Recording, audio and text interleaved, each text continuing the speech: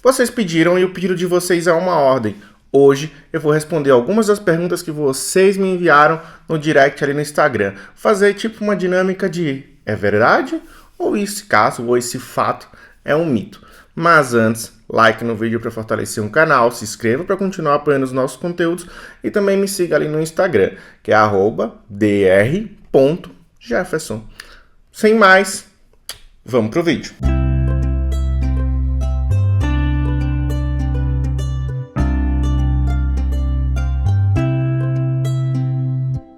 Sejam todos bem-vindos, meu nome é Jefferson Santos e hoje eu vou responder algumas das perguntas que vocês me enviaram pelo Instagram, tá? Então eu selecionei algumas das perguntas e eu vou colocar aqui embaixo na tela a descrição de cada uma dessas perguntas. Eu vou falar se elas são de verdade ou não e comentar algumas delas, tá? A gente não vai falar muito sobre cada uma delas, porque senão o vídeo vai ficar muito extenso.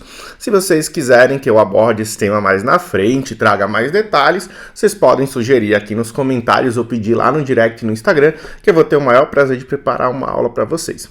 Tudo bem? Fechou? Então vamos lá, eu vou aqui passar algumas dessas perguntas, tá? E aí a gente vai discutindo cada uma delas. A primeira pergunta é verdade que pacientes que são asmáticos, eles não podem usar anti-inflamatórios? Verdade ou mentira? Ou mito, na real, né? Vou escolher mito. Vai ser mito. É verdade ou mito? Pacientes asmáticos não podem utilizar anti-inflamatórios? Bem, 5 segundos para responder, né? Já passou os 5 segundos, ok. Bom, isso é uma verdade. Realmente, pacientes asmáticos, eles não podem fazer uso de anti-inflamatórios por alguns motivos, tá?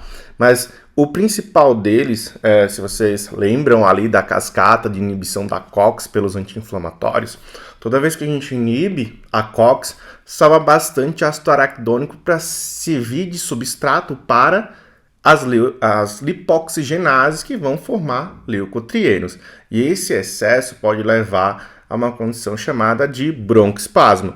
Então, pacientes asmáticos que já têm uma dificuldade de respirar, ao fazer uso de um anti-inflamatório, ele pode acabar piorando o broncoespasmo.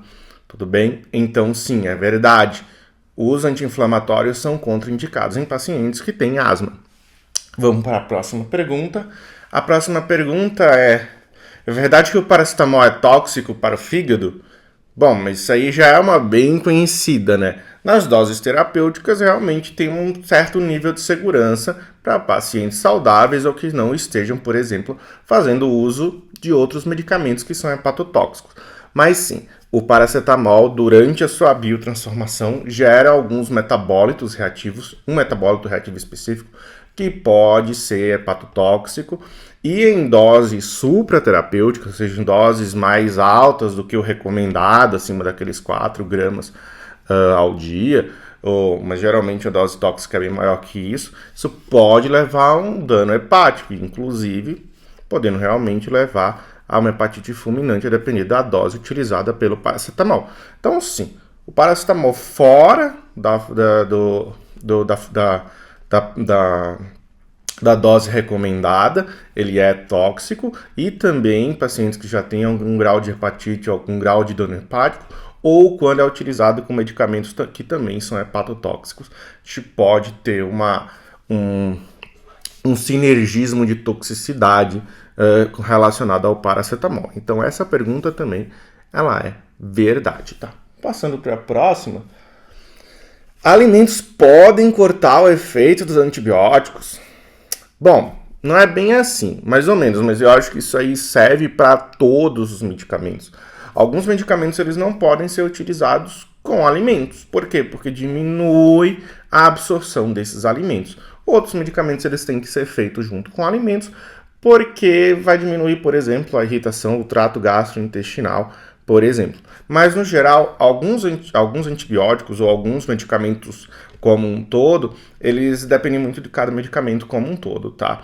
Ou o alimento ele pode interagir com esse medicamento e aí, consequentemente, pode inibir a absorção, pode retardar a absorção, pode ter uma absorção errática.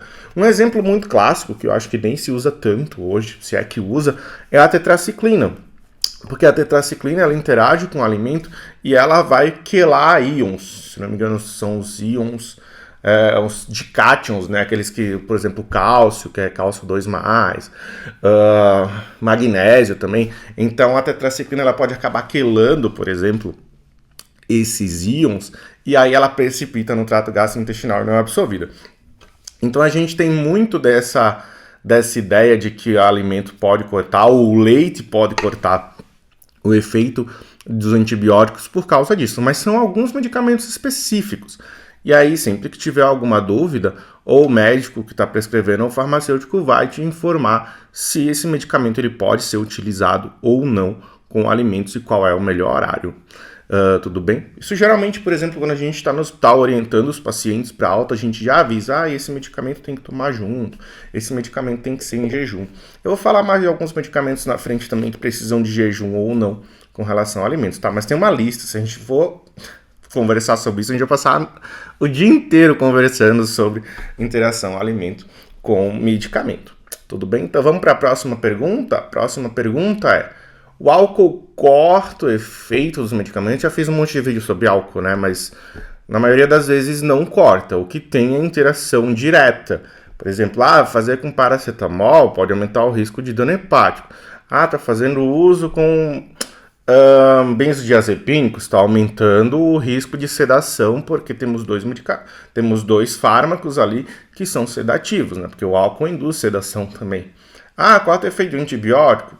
Já mostrei que tem relação com alguns antibióticos, mas a gente está falando de uso moderado, né, também, porque o uso excessivo do álcool pode começar a diminuir também a metabolização hepática, né, de alguns medicamentos por indução enzimática e tudo mais. Mas no consumo moderado, sei lá, uma vez a cada 15 dias, sem chutar o balde, no geral não corta o efeito, nem reduz o efeito dos medicamentos, mas pode ter sim um efeito de sinergismo. Por exemplo, também com anti-inflamatório. Anti-inflamatório já causa desconforto gástrico, daí tu vai lá e toma meio litro de vodka, é pedir pro estômago chorar, né? Aí tu tem um risco de sangramento e tudo mais, enfim. Mas no geral ele não corta o efeito. Temos aqui sinergismo em alguns medicamentos, mas tem que avaliar medicamento por medicamento. Já fiz aula sobre isso, então vamos passar do assunto, tá? Mas dá para colocar que é um mito. No geral, não corta. Tem o efeito de sulfiram com alguns antibióticos e tudo mais, mas aí a gente pode discutir isso em outro momento. E também tem aula explicando sobre essas interações com álcool, tá? Vamos para o próximo. É verdade que o omeprazol tem que ser tomado em jejum? Sim, o omeprazol tem que ser tomado em jejum, igual o pantoprazol, lansoprazol e todos esses IBPs, exceto o dexlansoprazol, tá? O omeprazol, ele é um medicamento que é um inibidor de bomba de próton, né? Então tem que tomar ele pelo menos 30 minutos antes do café da manhã. E o motivo é porque ele é um profármaco. Então ele precisa de um ambiente ácido ali na célula parietal do estômago para poder fazer o seu efeito. Se tu toma depois que esse medicamento ele já foi absorvido, que já foi, toma o medicamento após se alimentar, primeiro que aí perde o efeito dele, né? Porque a gente vai tratar uma gastrite, um refluxo, tudo mais, e a gente não quer que tenha um ambiente ácido ali no estômago. Então, se tu vai usar o medicamento e usar após o café, já liberou ácido. Então, a gente já vai ter uma agressão ali na mucosa gástrica, né? A gente já não vai ter o efeito ideal. E também porque esse medicamento ele vai começar a ser convertido em profármaco ali no trato gastrointestinal, e também a gente vai perder um pouco da farmacostética desse fármaco também. Então ele vai diminuir a absorção no trato gastrointestinal desse medicamento, tá? Então o ideal é fazer pelo menos 30 minutos antes do café, que dá tempo dele entrar na corrente sanguínea, ser absorvido, entrar na corrente sanguínea, e aí cair lá nas células parietais, ser ativado pelo ácido do estômago ali nas células parietais, para que ele possa inibir a bomba de próton e aí reduzir a acidez do estômago, tá? Mas então é verdade, o omeprazol tem que ser tomado em jejum, e é o clássico, sempre 30 minutos antes do café. Se aí tu não sabe, que aí tem alguns medicamentos que não são profármacos, né? Tipo dexlansoprazol, que custa 10 vezes mais. E conheci ele quando eu fui fazer meu exame, eu até comentei pro meu médico, falei assim, cara, sou péssimo para tomar omeprazol, porque eu nunca acordo no mesmo horário, não sei que horas eu vou comer. Aí ele falou, toma esse aqui, que isso aqui não é profármaco. Aí o dexlansoprazol não tem isso, né? Pode tomar, enfim, antes de comer, mas qualquer horário. Mas no omeprazol tem que ser uma coisa bem regradinha, tá? Para que ele possa executar o seu efeito com precisão. Tanto o omeprazol, pantoprazol, qualquer outro BP. Tá, passando para a próxima, né? Vamos ser redundante. É verdade que nem todo antialérgico causa o sono? Verdade, né? A gente tem os antialérgicos de primeira geração, os antihistamínicos de primeira geração e os antihistamínicos de segunda geração. Os antihistamínicos de primeira geração são aqueles com efeito mais sedativo. Por exemplo, o Phenergan, que é a prometazina, ou o Histamin, que é a desclofeniramina e tal. Então, esses medicamentos, eles atravessam a barreira hematocefálica e fazem e têm o seu efeito sedativo bem característico, por isso eles causam sono. Já os antialérgicos ou antihistamínicos de segunda geração, por exemplo, loratadina, fexofenadina, desloratadina, eles não costumam causar sedação porque eles não têm capacidade de atravessar em quantidade significativa a barreira hematocefálica e daí não exercem um efeito sedativo, tá? Então eles só vão ter um efeito antihistamínico. Obviamente, aí fica da escolha de cada um qual medicamento utilizar. Se tu vai trabalhar e precisa ficar acordado, tem que tomar um antihistamínico de segunda geração, que teoricamente também é um pouco mais caro. E, por exemplo, se é criança, que já tá doentinho, precisa ficar mais quietinho e tudo mais, que não tem, assim, um grande problema, tipo, de dormir, aí dá para usar um antialérgico de primeira geração, que aí faz aquele efeito sedativo, também faz aquele efeito contra a náusea, enfim, é bem interessante, tá? Então, os antialérgicos de primeira geração, eles têm esse efeito sedativo mesmo, então é uma verdade. E aí, só repetindo, o antialérgico de primeira geração, a prometazina, a desclofeniramina, e também ele vem junto desses medicamentos que são pool, né, de medicamentos para gripe, que vem lá com fenilefrina, paracetamol, enfim, geralmente os que vêm nesses também são de primeira geração. E aí, os de segunda geração, a gente vai ter o fexofenadina, que é o conhecido como Allegra, a loratadina, a desloratadina. Fora outros, assim, tem uma lista enorme dos dois. A dipirona, o xodó dos brasileiros. Eu adoro a dipirona. Cara, melhor medicamento que tem no planeta. Nossa, fazer 2 gramas, a dose otimizada de dipirona. Ela é liberada para uso em todos os países? Mito, né? Nos Estados Unidos ela não é liberada, em alguns países da Europa também não é liberada. E isso acontece porque tem alguns estudos... isso aí entra como farmacogenômica também, né? Tem algumas populações que algumas pessoas desenvolveram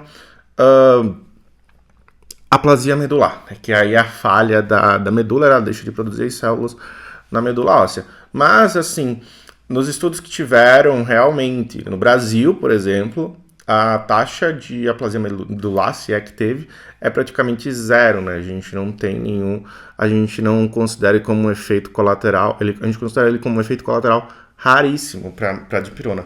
Mas em alguns países, acho que a Suíça também, eles fizeram alguns estudos e viram que na população deles não era tão raríssimo assim o uso da dipirona. Mas aqui no Brasil o que a gente percebe é que a dipirona realmente é um medicamento extremamente seguro para os pacientes. Tem um efeito muito bom e que não se é observada, é observada numa frequência bem raríssima a questão da aplasia medular. Não lembro agora em termos de número, mas é extremamente baixo, pelo que eu me lembro, de aplasia medular no Brasil e na América Latina. Mas isso, no último artigo que eu li, ele está muito relacionado à questão genética mesmo. A gente tem um país que ele é bem miscigenado, né, com diversas populações, e aí em países em que tem uma genética mais parecida, por exemplo, como alguns países europeus, por exemplo, tu pode ter um nível mais elevado de aplasia medular mesmo, tá? Mas a princípio a dipirona não é liberada na maioria dos países, principalmente Europa ali e Estados Unidos. Lá eles preferem usar o paracetamol. E no Brasil a gente usa bastante, mas também é um dos medicamentos. Eu sou super defensor da dipirona. Até hoje, nos meus 3, 4 anos de hospital, de trabalho em hospital, eu nunca vi um caso de aplasia medular com dipirona especificamente. E nenhum outro efeito assim relacionado à dipirona, tá? Existe um medo, obviamente, a gente sempre faz uma avaliação do paciente, principalmente pacientes que são tem problemas hematológicos, mas a princípio esse é um efeito adverso bem raro. Próxima pergunta. Levotiroxina deve ser tomada antes do café da manhã para não perder o efeito? Sim. Por quê? Porque a levotiroxina, primeiro tem que ser de manhã, né? Por causa da questão do alimento. Quando tem conteúdo alimentar no estômago, a levotiroxina ela vai desenvolver uma absorção bem errática. E estima-se que até 30% da dose da levotiroxina pode ser perdida. Mas isso depende muito de paciente para paciente, do que ele comeu.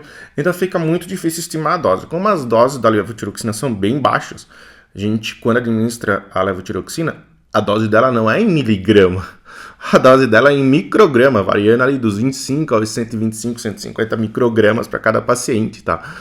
Então é uma dose extremamente baixa de levotiroxina. Então qualquer modificação ali na dose da levotiroxina, na absorção da levotiroxina, pode levar aos efeitos do hipotireoidismo, tá? Uma redução da absorção. Então é um efeito farmacocinético mesmo, tá? Então sim, é verdade que a levotiroxina deve ser tomada antes do café da manhã, deve ser tomada em jejum, com nenhum conteúdo alimentar, só aguinha, tá? 30 minutos antes e depois, daí tá liberado, beleza? Vamos para a próxima pergunta, não tem mais pergunta. Então, era isso, pessoal. Nossa, eu passei, né, batido, achava que tinha mais, mas assim, já passou. Então, pessoal, agradeço demais pela participação de todos vocês, um forte abraço, conversamos na próxima aulinha, tá? Se gostaram dela, deixa um like, se inscreva no canal para me ajudar bastante, tô precisando, tá? É isso. Que o nosso canal tá crescendo, já estamos chegando a 1000 inscritos no canal. Agradeço demais a vocês. Então isso aqui é um vídeo de comemoração, né? Nesse momento, na minha última contagem, eu estava com 995 inscritos. Tudo bem? Então, sem mais, até a próxima aula. Tchau, tchau. E muito obrigado, tá?